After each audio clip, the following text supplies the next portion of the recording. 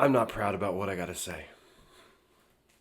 The following announcement has been paid for by The ENN Podcast. He has a good energy, you guys. Can you feel Sport. excitement? And also, The merchandise, wearing the hats.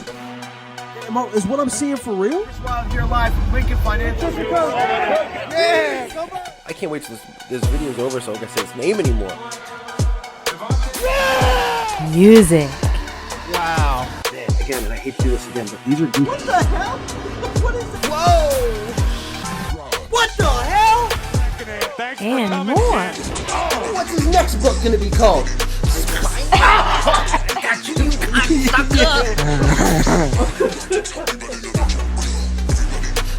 I see that coming.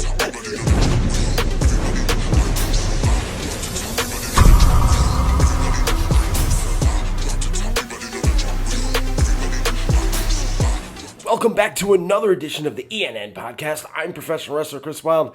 This is bar 4133, and that intro music hits so much better after an Eagles victory. But as I said in the cold open, I cannot believe, and I am not proud about what I am about to say. You see, ever since Thursday night's victory over the Vikings, going back even further to the victory against the New England Patriots, even though we won those games, the fan base just has not felt right about this football team.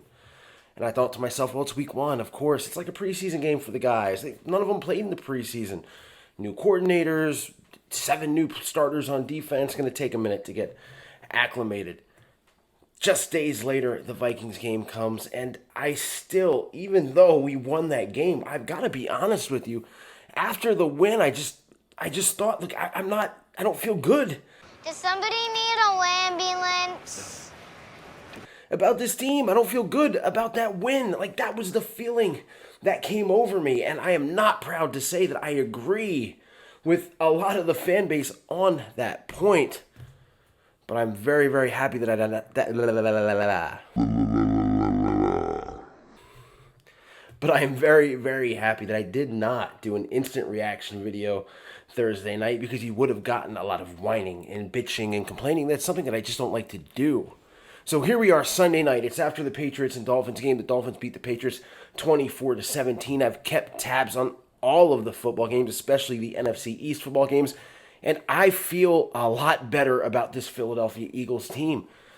Elliott Shore-Parks at WIP, one of the most annoying journalists / podcasters / radio personalities in Philadelphia, actually had a really good tweet about Thursday night's game against the Vikings, and it says something like, and I'll throw it up on the screen. It said something like, the defense forced 4 turnovers, the offense scored 34 points. Jalen Hurts had 3 total touchdowns. DeAndre Swift had 175 rushing yards. In what world is this not a good win, especially on a short week? And it makes so much sense. Like, why were we so upset? Now, does the offense look clean like it did last year? Let me put it to you this way. When they faced the Vikings last year, they won 24-7. This one obviously was a little bit closer. It shouldn't have been as close. But the Eagles also suffered a lot of injuries on that defense, losing Avonte Maddox again. Already not having Reed Blankenship, James Bradbury, who just makes such a difference to this defense. And they've got a very motivated Justin Jefferson and an 0-1 Minnesota, now 0-2 Minnesota Vikings team. A lot of intangibles there. Again, is the offense going to look better? I absolutely believe it. We also have to remember that they just played the Patriots on Sunday, their first game, and now 4 days later, they're facing Minnesota, which gives them literally no time to really adjust anything that had happened in that game. So with that being said, is this last year where they're just blowing teams away? No. Are they going to blow teams away this year? Probably a couple. Every one of them? No. They have a tough schedule. And with that being said, I watched a New York Giant football team today. It took them 6 quarters of the season to score a point.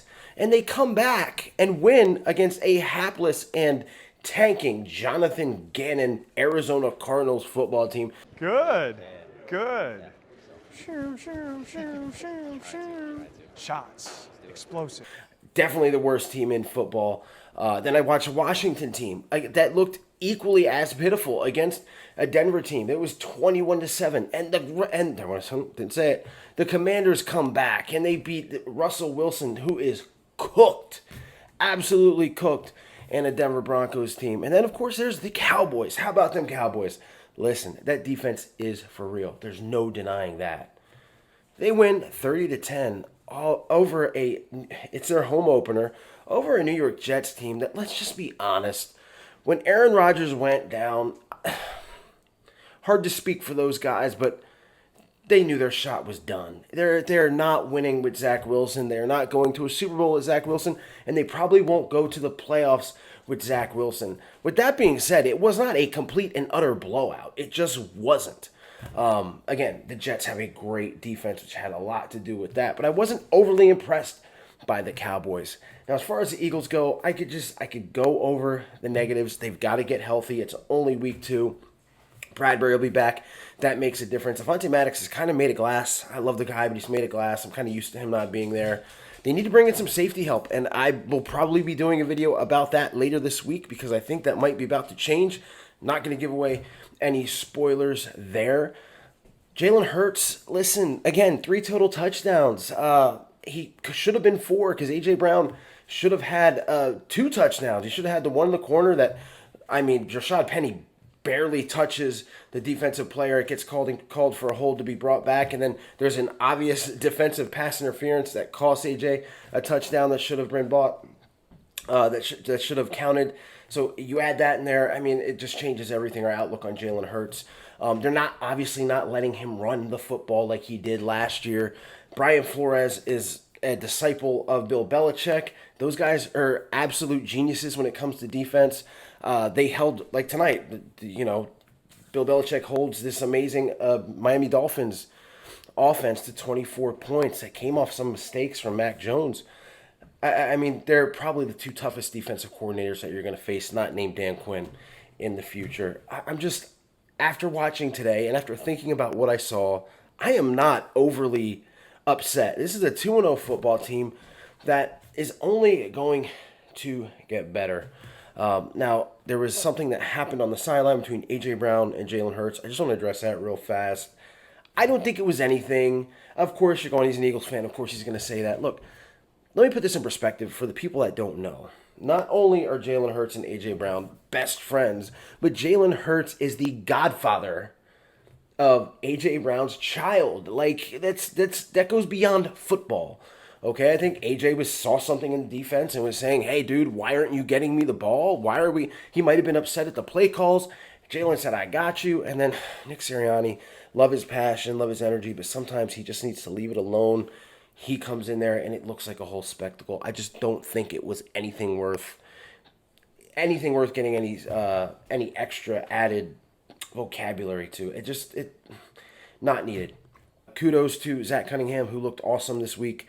But again, and we'll talk about positives. I really don't want this video to be this long, but that defensive line is dirty, man, and I say that in a good way.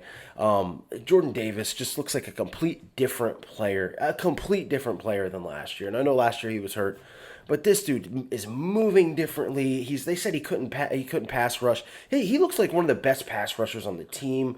Jalen Carter, we all have heard about the impact that he brings to this defense, and he's just getting started. And dude just looks like a big nasty. When you think of defensive tackle, that's what you think of. Josh Sweat, the guy looks amazing this year. Hassan Reddick hasn't even gotten started yet. He hasn't done anything in the past 2 games, and again, he will eventually get started. Brandon Graham. Fletcher Cox looks like... man, why did my voice sound like I just went through puberty there? I'm excited. Fletcher Cox looks 10 years younger. He maybe that's a stretch. Fletcher Cox looks a couple of years younger. He's moving around. He looks amazing in there. Probably rejuvenated with all this youth on that defensive line, and it's got to carry this defense until they do something with the middle part of the defense. It absolutely has to change. Let's not forget, DeAndre Swift had the most yards out of any Eagles running back since LaShawn McCoy. That's something. The offensive, Brian Johnson said, okay, you're going to take away my long ball. You're going to take away my pass. You're gonna drop an extra guy into coverage. I'm gonna run the ball down your throat, and they absolutely did it. That's gonna take away what other defensive coordinators have to do against this team. DeAndre Swift, by the way, in my mind, RB1. I mean, the whole Kenneth Gainwell thing was cute. It really was. I like Kenny G. Playoff Kenny was big last year. He's not an every down back, already hurt. And I know DeAndre has his injury issues at times too, but DeAndre Swift he just looked different. He looked absolutely different. I could do a whole video on DeAndre Swift. His vision, that touchdown where he kind of went inside, stopped, went around, made guys miss. He looks strong. I mean, he absolutely looks the part of a star running back.